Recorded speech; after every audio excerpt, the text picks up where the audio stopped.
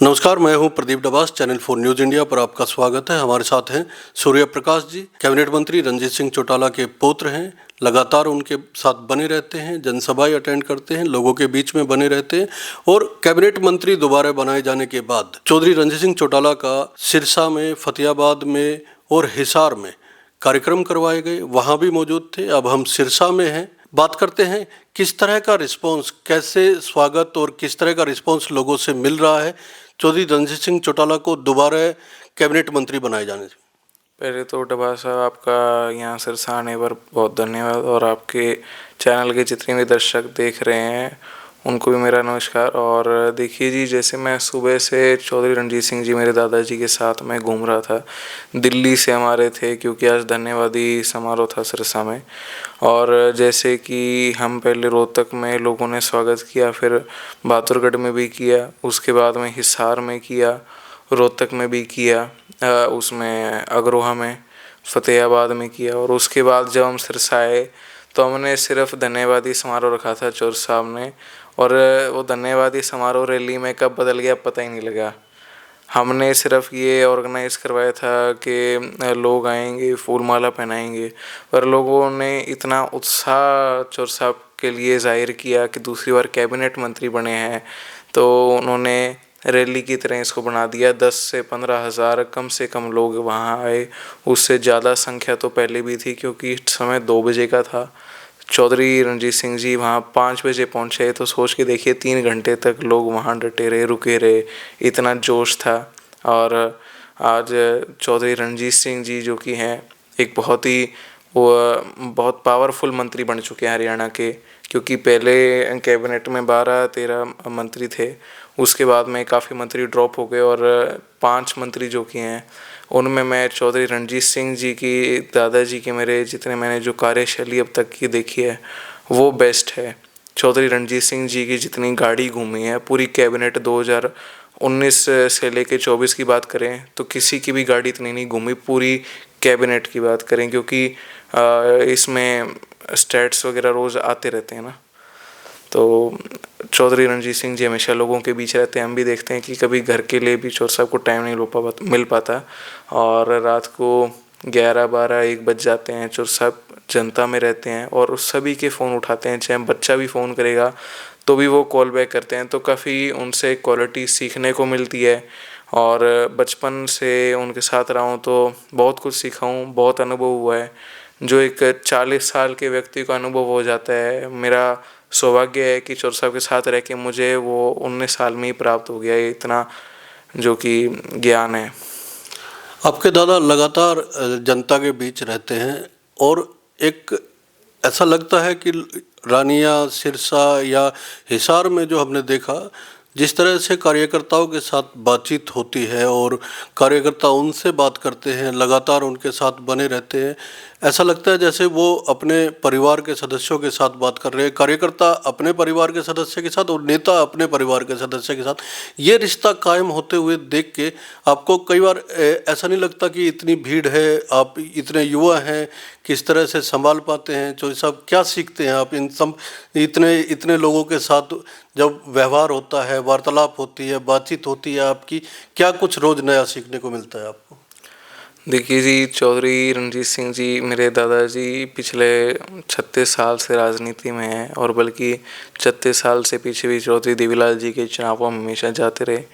तो काफ़ी जनता से इनका अटूट प्रेम है। और जैसे कि मैंने आज अपने भाषण में भी जिक्र किया था कि लोगों का और चौधरी साहब का दिल से दिल तक का रिश्ता है, और इतना अटूट प्यार है कि ये आदमी या तो अपने माँ बाप से बनाता है या फिर भगवान से बनाता है। तो उन्होंने, लोगों ने उनसे ज़्यादा ही चौर साहब के साथ बनाया है, तो ये बहुत बड़ी बात है। चौर साहब का व्यवहार ही है जो कि आज उनको इतनी बड़ी बुलंदियों पर पहुंचा चुका है।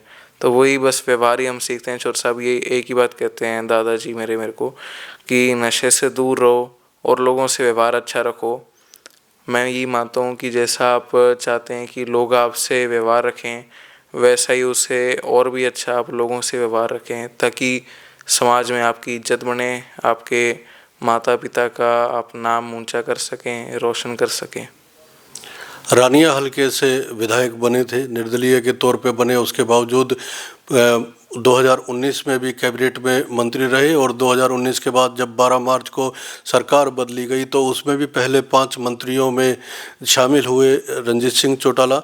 रानिया हलके की बात करें तो किस तरह के लोगों का उनके प्रति लगाव है, किस तरह से लोग उनको उनको पुकारते हैं, कैसे वो लोगों से बातचीत करते हैं अपने हलके में जाके, आपने जो ऑब्जर्व किया हो? देखिए जी, पहले सवाल का तो मैं कहूँगा कि पिछली बार आपने देखा था सीएम साहब और डिप्टी सीएम मिनिस्टर सभी को मिला के 14 लोगों की कैबिनेट बनी थी। तो उन 14 में चौधरी साहब का नंबर 5 पर औथ के टाइम नाम आया था। अब वो अगर 5 से 7 पर होता या 5 से 3 पर होता तो उसका एक अलग महत्व था। 7 का अलग महत्व है, 3 का अलग महत्व है। तो अब की बार देखा जाए तो 5 ही मंत्री बने हैं और 5 में भी थर्ड नंबर पर चौधरी साहब का नाम लिया गया है। तो ये बहुत बड़ी बात है क्योंकि निर्दलीय विधायक हैं तो काम के तौर पर ही उनका ऊपर नाम लिया गया है। और अगर मान लीजिए कि पार्टी से होते तो चौधरी साहब का फर्स्ट नंबर पे ही नाम ले लिया जाता क्योंकि एक पार्टी की एक अलग प्रक्रिया होती है, सारा प्रोटोकॉल होता है। तो देखिए, दूसरे सवाल का जहाँ तक है बात की चौधरी रणजीत सिंह जी रानिया में जाते हैं फिर कहीं भी जाते हैं तो लोगों में जो कि प्यार है, वो जो उनकी अटैचमेंट है वो इसी वजह से है क्योंकि वो लोगों के बीच रहे हमेशा। चाहे अच्छा समय था, चाहे बुरा समय था, चाहे हार थी, चाहे जीत थी, हर समय वो लोगों के बीच रहे हैं। जैसा कि हम बाकी विधायकों को देखते हैं, वो जीतने के बाद धन्यवादी दौरे पे भी नहीं आते। मैं ऐसे विधायकों का जिक्र नहीं करूँगा, बाय नेम कोट नहीं करना चाहिए।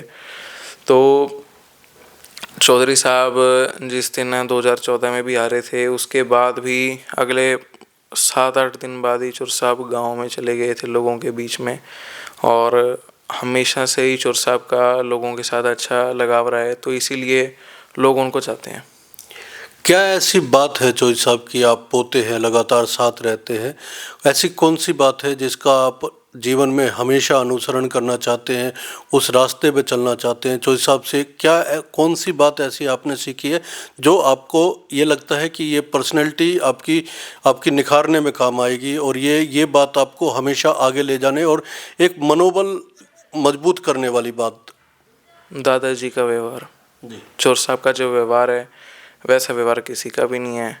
इतना प्यार से बात करते हैं, चाहे कोई छोटा कर्मचारी और रिक्शे वाला हो, चाहे कोई बहुत ही बड़ा उद्योगपति हो, सबसे बराबर की बात करते हैं। मतलब एक समान व्यवहार रखते हैं सभी के साथ। किसी के ये नहीं है कि कोई छोटा है कोई बड़ा है, कभी सोचा ही नहीं उन्होंने।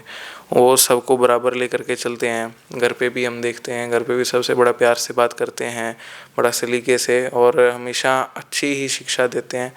तो हमेशा उनसे मैंने एक शिक्षा ज़रूर ग्रहण की है कि अपना व्यवहार सबके साथ अच्छा रखो, काम किसी का हो ना हो उसके लिए फ़ोन ज़रूर करो। ये बात हमेशा चौधरी साहब कहते हैं और ये हमेशा चौधरी साहब करके भी दिखाते हैं। पढ़ाई चल रही है आपकी? जी, मैं अभी बीबीए कर रहा हूँ, सेकंड ईयर में हूँ और चंडीगढ़ से कर रहा हूँ, पंजाब यूनिवर्सिटी। फर्स्ट ईयर में तो मैं कॉलेज में थर्ड आया था और फिर उसके बाद में सेकंड ईयर में कुछ तो जी मैं क्रिकेट की किट बांट रहा हूँ लोगों में, जिम बांट रहा हूँ युवा साथियों को ताकि नशे से दूर रह सके। तो उसमें थोड़ा सा पढ़ाई कई बार कॉम्प्रोमाइज़ हो जाती है, पर फिर भी मेरिट हर बार ले आता हूँ क्योंकि मतलब मैं बैलेंस करके चलता हूँ सब चीज़ों को। और चौधरी साहब भी नज़र दे रखते हैं। चौधरी साहब कहते हैं कि अगर पढ़ाई नहीं करेगा तो फिर लोगों में भी नहीं आने दूंगा। तो पढ़ाई सबसे ज़रूरी है जी। पढ़ाई नहीं करूँगा तो करेंगे तो लोगों के बीच नहीं आने देंगे, इसका मतलब तय हो गया कि लोगों के बीच आना है।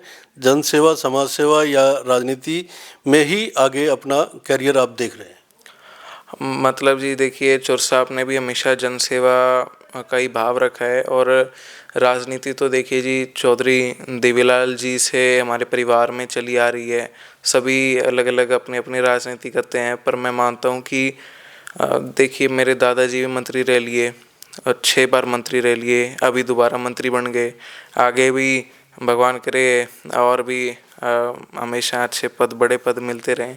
और तो मैं यही मानता हूँ जी, मैंने सबको देखा है राजनीति करते, तो मेरा तो यही भाव है कि मैं जन सेवा करूँ लोगों की। राजनीति तो आजकल देखिए काफ़ी लोग इस चीज़ को एक गलत ज़रिया भी बना लेते हैं और काफ़ी कम लोग होते हैं जो कि समाज सेवा का ज़रिए बनाते हैं राजनीति को। तो मैं मानता हूँ कि अगर लोगों की सेवा करोगे तो लोग अपने आप ही अपना आशीर्वाद देंगे आपको। जनसेवा करेंगे तो लोग अपने आप आशीर्वाद देंगे। पढ़ाई के साथ साथ राजनीति या जनसेवा में आना चाहते हैं। सूर्य प्रकाश सिंह हमारे साथ थे।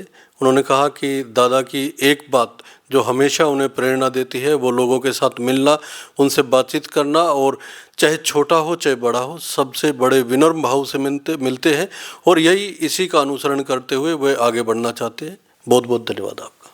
बहुत धन्यवाद जी।